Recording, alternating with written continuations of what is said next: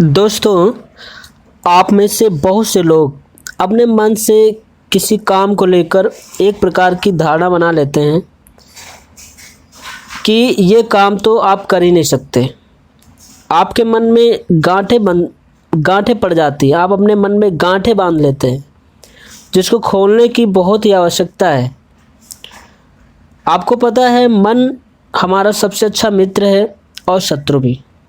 यदि हम मानसिक रूप से शक्तिशाली नहीं हैं तो सरल से सरल काम को भी हम नहीं कर सकते। कोई भी कार्य हो, सही ढंग से उसे नहीं कर पाएंगे।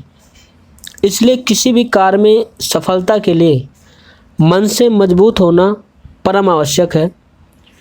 आइए इस कहानी के माध्यम से हम समझने का प्रयास करें कि मन के कमज़ोर होने पर, यानी जो हमारे मन में गांठें बंधी हैं, गांठें पड़ी हुई हैं, अगर वैसे ही पड़ी रही तो हमें क्या हानि हो सकती है, ये हम इसमें जानने का प्रयास करेंगे। दोस्तों, पुराने ज़माने की बात है। एक व्यापारी था और वो ऊँटों पर सामान लादकर शहर शहर जाकर व्यापार करता था। उसके पास 5 ऊँट थे।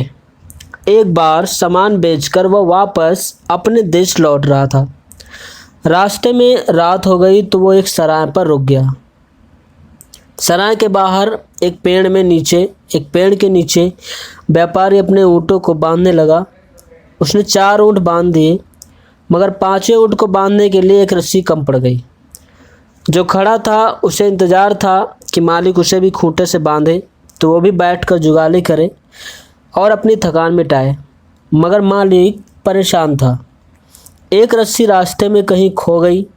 अब वो ऊँट को कैसे बांधे, और यदि बांधा नहीं गया तो ऊँट रात को कहीं चला भी जा सकता है। उसे इस बात का डर था।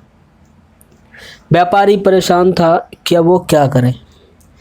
वह खुद भी बहुत थका हुआ था और चाहता था कि जल्दी से ऊँटों से फ्री होकर सराय में जाकर वो आराम करे, लेकिन इस समस्या का समाधान कैसे हो, उसे कुछ नहीं सूझ रहा था। जब कुछ नहीं सूझा तो व्यापारी सराय की ओर चल पड़ा और सोचा, सराय मालिक से कुछ मदद मांगूं। सराय के द्वार पर एक मस्त मौला फ़कीर बैठा हुआ था। वह काफ़ी देर से व्यापारी को देख रहा था। व्यापारी करीब आया तो फ़कीर ने उससे पूछा, क्या परेशानी है?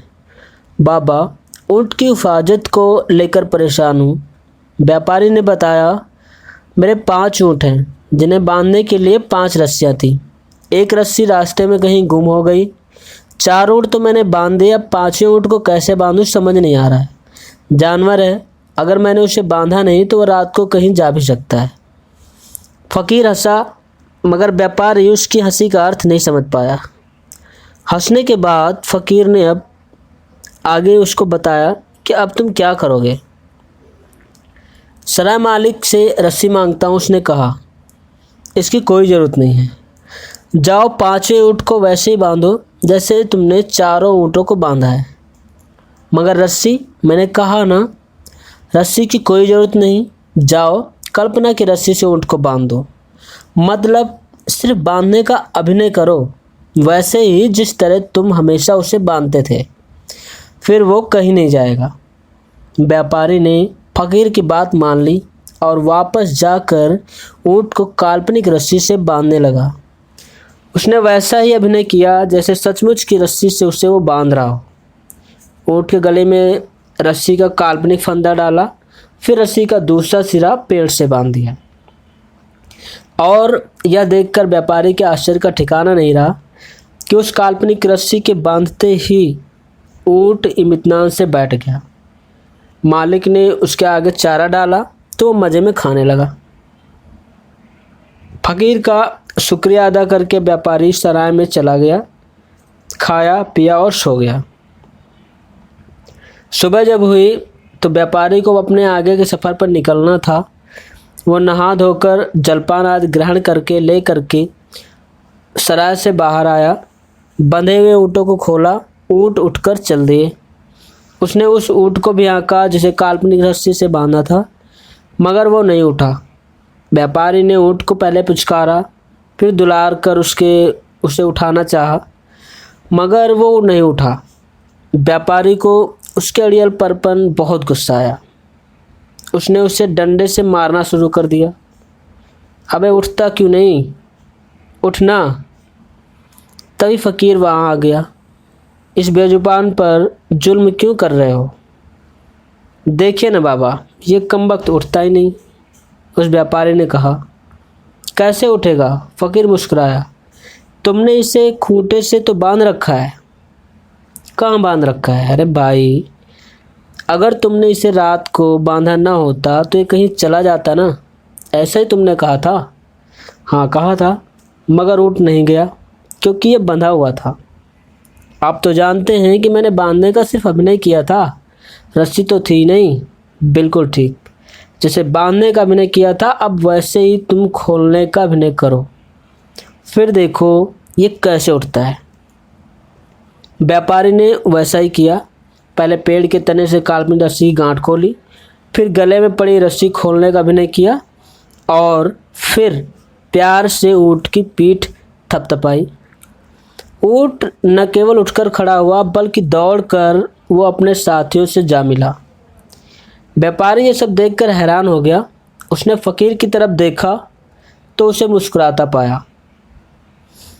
फ़कीर बोला, जिस तरह यह ऊँट अदृश्य रस्सी से बंधा था और उठ नहीं रहा था, उसी तरह लोग रूढ़ियों से बंधे हैं, इसलिए एक ही जगह पड़े हैं, चलना नहीं चाहते, बढ़ना नहीं चाहते।